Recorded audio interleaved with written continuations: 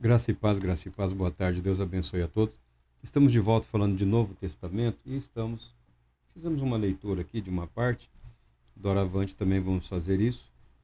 Teologia do Apóstolo Paulo é a obra do James Dunn, no Brasil, publicada pela editora Paulo. James Dunn é um acadêmico, ele já morreu, é, ele é um erudito, eles chamam de biblicista.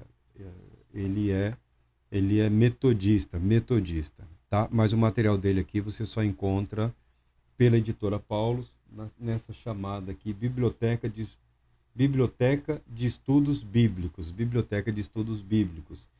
É um apanhado dos principais pesquisadores das atualidades na área de teologia bíblica, teologia é, bíblica do Novo Testamento. James Dunn e um grupo de outros teólogos é responsável por eu não diria uma revisão, eles chamam de nova perspectiva, no que diz respeito, nova perspectiva sobre Paulo, que não é nova, não tem nada de novo, é uma apresentação do apóstolo como ele sempre o foi, né? Você quando lê a Bíblia, você foi ensinado a ler a Bíblia muitas vezes como se você fosse um mártir católico, ou um mártir protestante, ou um evangelista, ou um pregador pentecostal.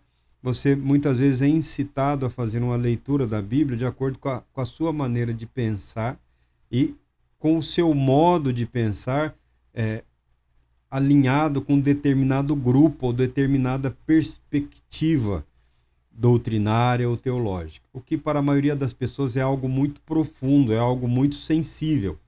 Só que esse algo muito profundo e algo muito sensível nem sempre corresponde ao que o texto bíblico expõe e apresenta para nós. Por exemplo, Paulo já foi apresentado como praticamente tudo.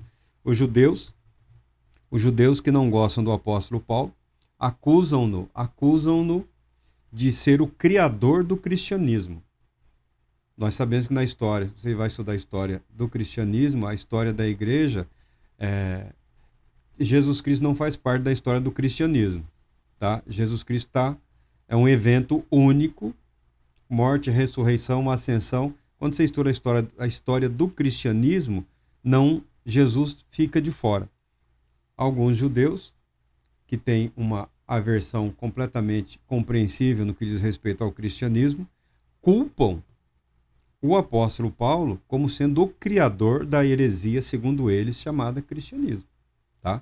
Nem Jesus, chamado Cristo, para eles é o responsável. Para eles é Paulo, é o apóstolo Paulo que inventou esse sistema religioso, filosófico, doutrinário.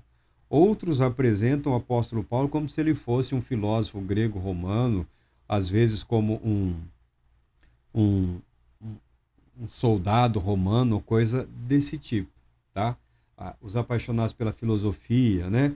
Eles gostam de encontrar um viés filosófico no material do apóstolo Paulo. James Dunn e um outro grupo procura apresentar o apóstolo Paulo no contexto histórico dele, que ele sempre se apresentou. Judeu, sempre foi judeu. E procuraram resgatar no judaísmo, os conceitos de graça, os conceitos de dom, os conceitos que o Evangelho apresenta para nós e que alguns apresentam como se fossem ferramentas doutrinárias que surgiram, se desenvolveram a partir, por exemplo, da Reforma Protestante. Alguns insistem em apresentar o desenvolvimento doutrinário cristão linearmente. E a Reforma Protestante seria o momento de uma restauração de verdades, princípios e valores. A história, cronologicamente, obviamente que ela é linear, mas se você analisar a história sobre outras perspectivas, por exemplo, moral, ética, doutrinária, você verá que a história, o desenrolar da história, ele é cíclico. Por exemplo, nós estamos vivendo um momento de baixa moralidade. Moral está em baixa. Ética está em baixa. Né? Os bons costumes estão em baixa. Tá? Mas isso não é a primeira vez que isso acontece. De tempos em tempos, isso realmente acontece. Ah, está tendo uma frieza espiritual. Isso acontece, sempre aconteceu. Em todas as religiões, no cristianismo também. Então, quando você observa a história sem abrir mão do contexto cronológico, que a datação é muito importante, mas você avalia sob o prisma, por exemplo, fé ou caráter, você verá que a história ela se desenvolve como num movimento espiralado, às vezes ascendente, momentos de fervor religioso, de integridade moral, de valores elevados, em outros momentos vai diminuindo, vai retraindo, né?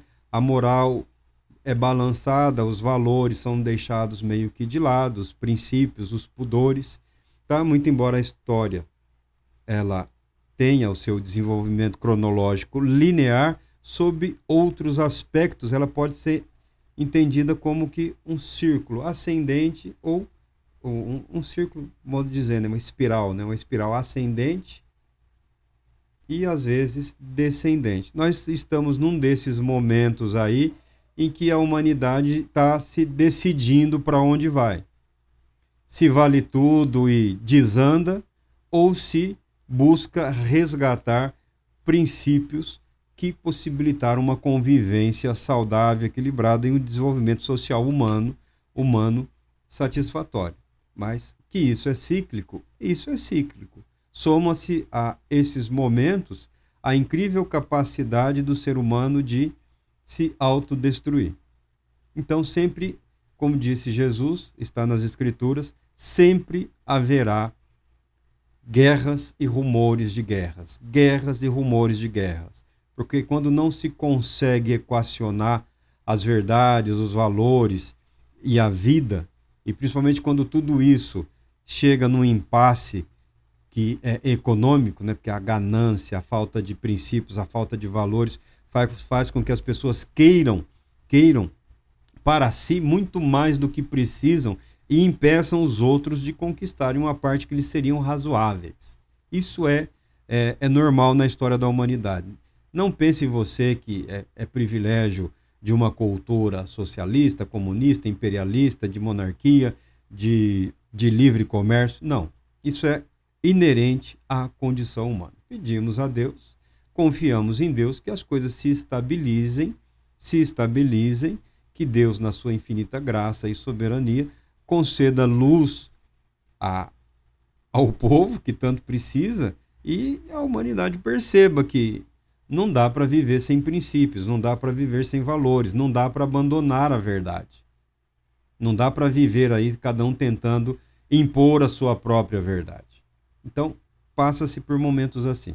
A perspectiva teológica apresentada no que diz respeito à reconstrução da teologia do apóstolo Paulo permite que nós resgatemos o fato de que o evangelho, quando surgiu, ele já surgiu de um modo pleno.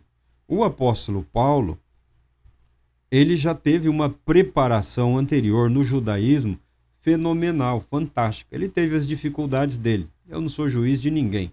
Paulo começou muito bem, estudando aos pés de Gamaliel. Ele começou ótimo, excelente.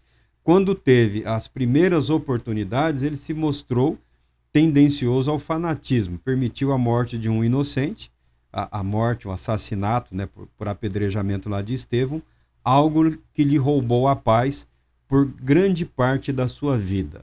O sentimento de culpa sempre acompanhou o apóstolo Paulo. Tá? Ele não permaneceu indiferente aos erros do passado.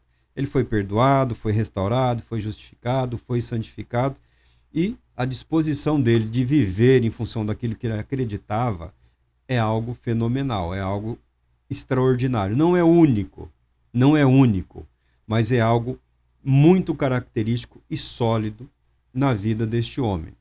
Paulo, o apóstolo de Deus aos gentios. Então, nós vamos procurar aqui no material do James Dunn o que pode nos ajudar a apresentar a mensagem de Paulo, ou a teologia do apóstolo Paulo, como diz esse livro, né? Seria a doutrina, né? Algumas versões como essa, quando na carta de Paulo a Timóteo ele fala a minha teologia, não é a minha teologia, é a minha doutrina. A minha doutrina. A doutrina do apóstolo Paulo é a mesma doutrina dos judeus. Então, quando nós falamos da teologia do apóstolo Paulo, vamos dar uma... Tem outros textos, mas eu peguei o de Romanos, que está mais fácil aqui para mim. Em primeiro lugar, sou grato a meu Deus, mediante Jesus Cristo, por todos vós, porquanto em todo o mundo é proclamada a fé que demonstrais. Deus, a quem sirvo de todo o coração, pregando o evangelho de seu Filho, é minha testemunha de como sempre me recordo de vós em minhas orações, e rogo que agora, pela vontade de Deus, seja-me aberto o caminho para que, enfim, eu vos possa visitar. Deus é o foco do apóstolo Paulo. Deus é o cerne. A teologia do apóstolo Paulo, a narrativa do apóstolo Paulo, está fundamentada na sua visão e na sua convicção a respeito de que só há um Deus, da unidade de Deus, que Deus é único. Até hoje, invariavelmente, muito embora alguns grupos místicos acabem criando algumas confusões ou possibilidade de confusões pela maneira com que eles expressam o conhecimento de Deus ou a vontade de estar em comunhão com Deus. Muitas vezes eles expressam e alguém não devidamente adestrado pode ter a impressão que eles estão falando de vários deuses, mas não é verdade. Eles falam o que nós chamamos de atributos de Deus, de atributos, tá? Eles não usam muito essa palavra ou essas preocupações. O que fundamenta precisamente a concepção do apóstolo Paulo, a oração que Jesus fazia, a oração que ele fazia 2, 3 vezes ao dia, é a Shema. Ouve, ó Israel, o Senhor é o único Deus. Amarás o Senhor, teu Deus, com todo o coração, com toda a tua alma e com todas as tuas forças. Que todas essas palavras que hoje te ordeno estejam em teu coração. Tu as ensinarás com todo o zelo e perseverança a teus filhos. Conversarás sobre as Escrituras quando estiveres sentado em tua casa, quando estiveres andando pelo caminho, ao te deitares e ao te levantares. Também atarás estas palavras como um sinal na tua mão e em teu braço, e as prenderás à tua testa como filactéries, os tefilim. Tu escreverás as palavras do Senhor nos umbrais da tua porta e em teus portões.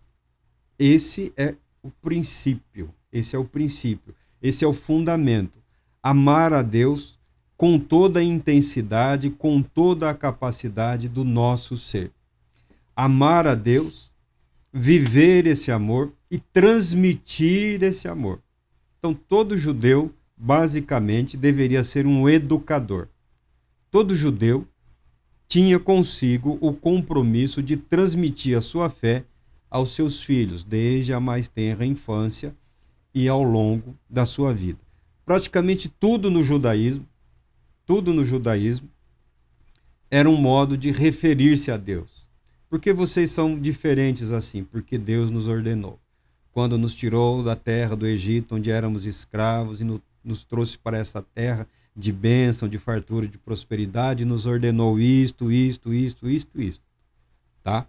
Então o apóstolo Paulo se dispor a viajar o mundo romano, proclamando a verdade de Deus, não é novidade.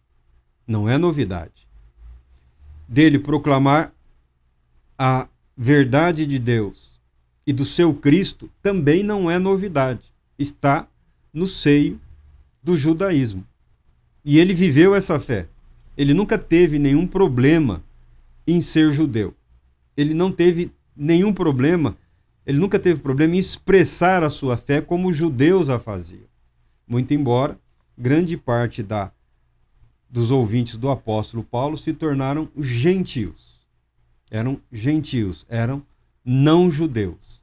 Alguns que já viviam na condição de prosélitos, né, de convertidos ao judaísmo, e outros que, ao ouvirem a pregação, o impacto da mensagem de Jesus, o Cristo, na vida das pessoas, se somaram ao corpo de Cristo, à igreja de Cristo Jesus. Mas, a princípio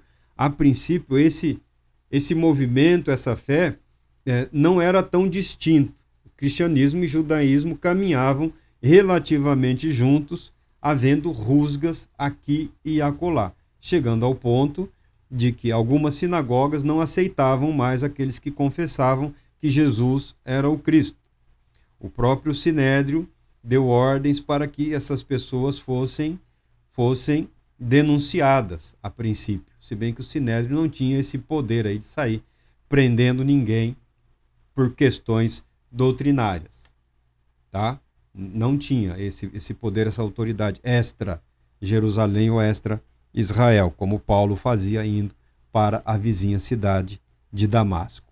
A dor na vida do apóstolo Paulo refere-se ao fato de que os irmãos a quem ele muito amava, os judeus, o rejeitaram. Algumas defesas do apóstolo Paulo: nós é que somos a sinagoga de Deus. Algumas defesas dele são defesas em relação às acusações que ele sofria dos seus detratores, das pessoas que o queriam desacreditar, tanto na igreja quanto no judaísmo. Então ele se defende. Tentar usar essa defesa retórica como fundamento para atacar, acuar ou demonizar qualquer outro pensamento é um equívoco, na minha opinião. Amarás o Senhor teu Deus. A lei e os profetas, segundo Jesus o Cristo, dependem disso. Amar a Deus acima de todas as coisas e amar o próximo como a nós mesmos. Como se ama a Deus? Como se ama a Deus? Pela entrega, pela dedicação, pela obediência. A obediência é um ato de amor.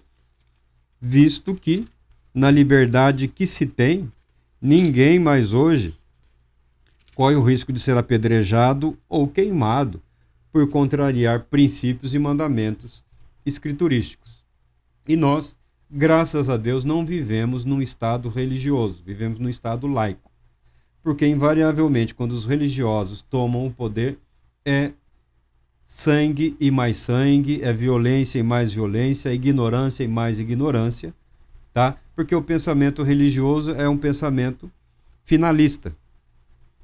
Eles esquecem que as próprias vidas deles estão sujeitas a um desenvolvimento, ou a um aprimoramento, ou a um aperfeiçoamento. Mas você pode ver em todo e qualquer lugar onde religião e poder político se misturam, o religioso fala em termos finais. Não pode estar errado, chega, pode matar. Quando tem alguma chance, é ser chicoteado em praça pública e coisas do gênero. Mas, dependendo da infração, morreu, acabou. Porque o pensamento religioso, ele é finalista. Ou pelo menos ele se desenvolveu, se apresenta como finalista, e não como finalidade ou propósito. Tá? Eu sou o Senhor teu Deus, aquele que te libertou e fez sair da terra do Egito, da casa da escravidão. Deus. Aqui o pacto mosaico, a aliança mosaica, né? Ou aliança sinaítica. O fato é que os mandamentos aqui da lei são apresentados em termos de um pacto. Eu sou o Senhor teu Deus. E apresenta a Constituição, apresenta ali o compromisso, agora bilateral. Porque a salvação de Israel do Egito, quem realizou? Foi Deus, foi totalmente Deus. A salvação da humanidade em Cristo Jesus, quem realizou? Foi Deus, foi totalmente Deus. Tá? Amar a Deus. Não terás outros deuses diante de mim. A Bíblia é clara, só existe um Deus. Há um único Deus. Mas há aqueles que são apresentados ou adorados como Deus. ou aqueles que são apresentados como representação ou como símbolos do Deus único e verdadeiro. Então, para que não se houvesse dúvida quanto a isso, o próprio texto declara: não terás outros deuses diante de mim. Não farás para ti nenhum ídolo, nenhuma imagem, de nada que se assemelha ao que existe lá em cima no céu, ou cá embaixo na terra, ou nas águas que estão debaixo da terra. Não te prostrará diante desses deuses, tampouco lhes prestarás qualquer tipo de culto, porquanto eu, o Eterno, sou Deus zeloso, que castiga os filhos pelo pecado de seus pais até a 3ª e 4ª geração daqueles que me desprezam. Contudo, dedico amor misericordioso até a 1000ª geração para com aqueles que me amam e obedecem aos meus mandamentos. Não tomarás o nome do Senhor, o teu Deus. Não tomarás em vão o nome do Senhor, o teu Deus, pois o Senhor não deixará impune aquele que usar seu nome sem o devido respeito, sem a devida reverência. Isso aqui não muda, isso daqui é imutável, isso daqui é eterno. Nós não fazemos ideia de como era o aspecto físico de Jesus. Nós não fazemos ideia de qual era o aspecto físico dos apóstolos. Nós não fazemos ideia de como se parecia Davi, ou Saul, ou Salomão. Sabemos que um dos profetas era careca. Só sabemos isso porque zombaram dele e aí uma ursa matou os jovens da cidadezinha lá que estavam zombando do profeta Eliseu. O profeta Eliseu era calvo, padecia dessa ausência aí de cabelo, tá? E foi alvo de zombaria. Nós não sabemos. Por quê? Os judeus, na sua cultura, talvez atualmente tenha mudado alguma coisa, mas culturalmente, historicamente, os judeus são avessos a todo e qualquer tipo de representação, por forma de gravação permanente, estátuas e coisas desse jeito.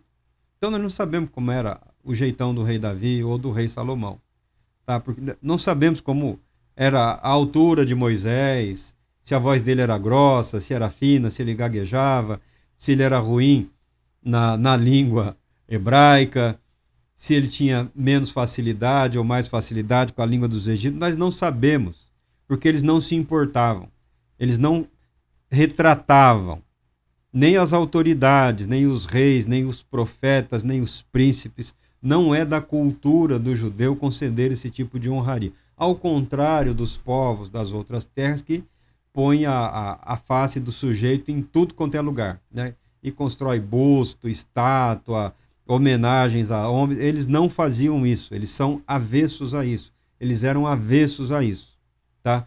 Porque tinham a intenção de não contrariar o que Deus havia ordenado, ao contrário dos cristãos, que, pelo amor de Deus, né? Há até um excesso de representações, de figuras, de símbolos e de ícones. Mas eu não estou querendo questionar os cristãos e o seu apego, e o apego dos cristãos a ícones ou coisas do gênero. Eu estou querendo dizer que a fundamentação teológica do apóstolo Paulo é essa. É essa.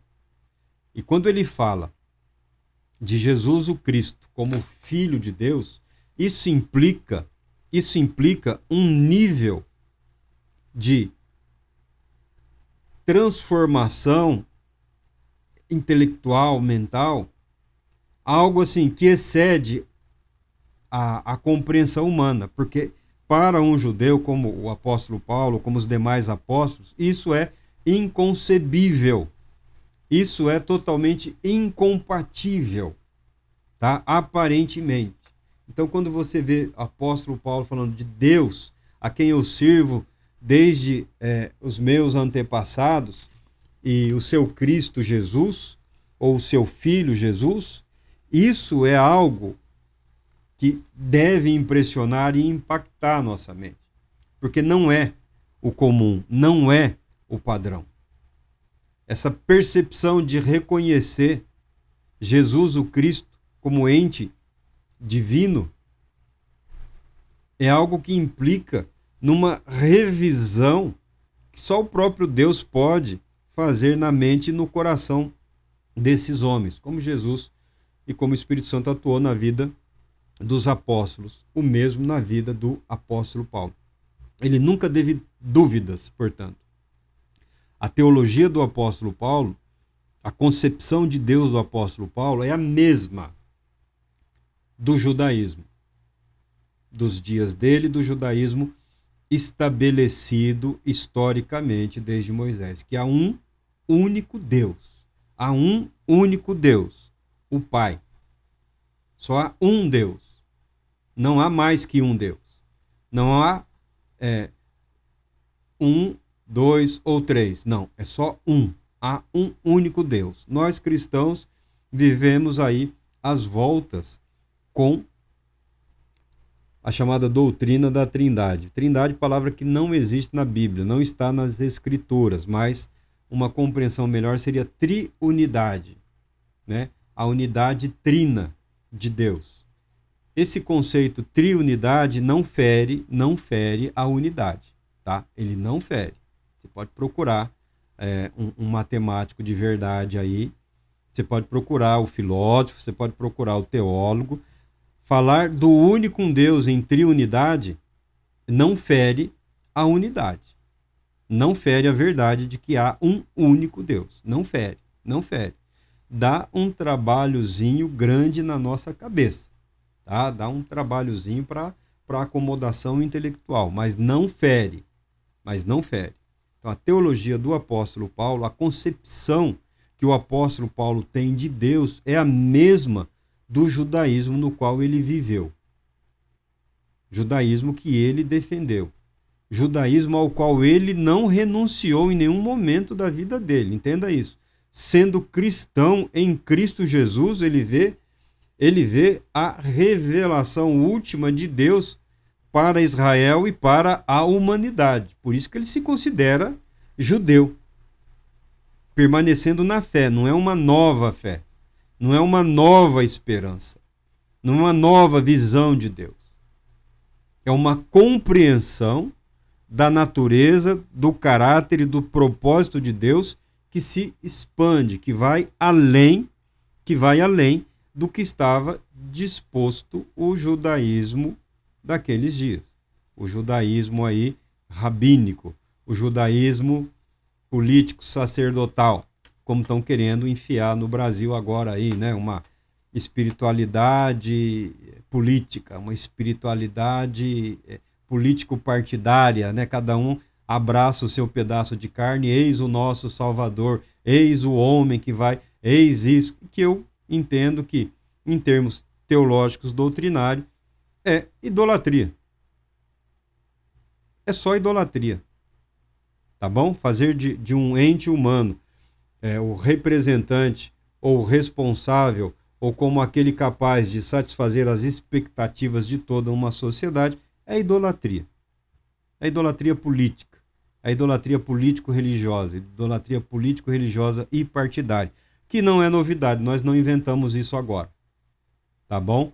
Ninguém vai poder acusar o Brasil de ser um inovador, de ser a nação que deu origem a esse tipo de idolatria, a esse tipo de pensamento. Tá? Isso também é muito comum e é mais frequente do que nós gostaríamos e atualmente no mundo é uma espécie de epidemia que nós entendemos que é fruto da atuação do próprio Satanás com vistas à preparação do mundo para receber, aplaudir o anticristo, né? O falso Cristo, o Cristo mundano, né? O Cristo que não salva, o Cristo que quer salvar o mundo mantendo-o mundano, profano, depravado como ele é. O Cristo das expectativas temporais. O anticristo não conduz ninguém para a vida eterna. O anticristo quer criar um céu aqui na terra, sem sacrifício e sem revelação da pessoa, do caráter e do poder de Deus. Nós faremos. Tá? Pessoalmente, eu acredito que é isso. essa busca desenfreada, essa busca desesperada, esse apego a pessoas, a indivíduos como expoentes únicos e máximos de uma visão político-religiosa, ideológica ou partidária, é um tipo de idolatria, é um tipo muito rasteiro de idolatria. Os religiosos, nós não deveríamos cair nessa esparrela. Lembrando sempre que a teologia do apóstolo Paulo, a visão de Deus do apóstolo Paulo, mantém Deus como soberano, eterno, absoluto, totalmente outro. A revelação do seu amor e do seu poder foi realizada através de Jesus o Cristo e permanece sendo realizada, expressa através de Jesus o Cristo, estando Cristo Jesus à destra do Deus Pai. Então, se você ouvir alguém chamar, pode vir aqui que Jesus está aqui, que Jesus está aqui, ou um outro mais espiritual, não, o Espírito Santo está movendo a água aqui, movendo a água ali, não perca o seu tempo. Não perca o seu tempo. O Espírito Santo é intangível. O Espírito Santo, ele não pode ser limitado, condicionado. O Espírito Santo tem liberdade para agir segundo a soberana vontade que é submissa a Deus, o Pai. Não, mas lá, Jesus está à destra do Pai. Recorra a ele em oração. O apóstolo Paulo, quando esteve doente, quando esteve enfermo, quando esteve aflito, quando esteve angustiado, quando esteve desesperado, ele não pediu para ninguém reunir os demais apóstolos para fazerem uma reunião de oração em favor dele. Ele convoca a igreja para orar e fala, e também por mim, mas orem, para que se cumpra a vontade de Deus na igreja e através da igreja. Ore a Deus, ore ao Pai, porque nós temos acesso ao Pai. A oração das 5 preces, né? não é outra, não, é a mesma, é a oração do Pai Nosso. Pai Nosso que está no céu. Sabemos onde Deus está. Sabemos onde Jesus Cristo está. Sabemos. Você pode não saber como alcançar fisicamente, porque não é possível. Mas num ato de fé, num ato de convicção, num ato de entrega, num ato de declaração de amor intenso, de compromisso e comprometimento intenso do seu ser, você pode obedecer a esse Deus e ao seu Cristo, seu Filho Jesus, recorrendo a Ele em oração. Ao nosso Pai que está onde? Que está nos céus. Que está nos céus. Perfeitamente acessível a toda a humanidade através de Cristo Jesus. Aí eu sou obrigado a discordar de alguns. Eu tenho que me converter a isso, eu tenho que ir não sei onde, Meu amigo, a necessidade é sua, a aflição é sua, a angústia é sua. Já custou tudo para Deus. Deus já cumpriu ambas as partes. Em Cristo Jesus, Deus cumpriu absolutamente tudo que foi pactuado. O acesso às bênçãos desse Pai estão disponibilizados a todo que acreditar que Ele assim está disposto a agir. Mas eu quero saber da salvação. Seguindo o conselho da Bíblia, cada um cuide da sua. Cada um deve zelar pela integridade da sua salvação, da revelação do caráter de Deus em Cristo Jesus, através das nossas ações, através das nossas vidas. Cada um cuide de si. Eu acho muito bonito e interessante a questão de direção, de espiritualidade, de mentoria, o próprio pastoreio. É tudo muito bonito, muito interessante, mas se cuida, meu irmão. Se cuida, minha irmã. Não fica dependendo do outro, não. Não fica esperando o outro dizer para você o que você precisa, o que você não precisa fazer, o que você pode, o que você não pode. Acesso a Deus é gratuito a todo que nele crê. Bênçãos de Deus para todo o que assim o buscar em sinceridade. Essa é a teologia do apóstolo Paulo. Por isso ele não impõe limitação étnica, limitação cultural, limitação em aspectos de manifestação religiosa característicos do judaísmo, ele não impõe a ninguém. Ele não impõe aos cristãos. Não, você não precisa se converter ao judaísmo, você não precisa passar por um processo que já foi realizado. Você não precisa reviver algo que já foi vivido.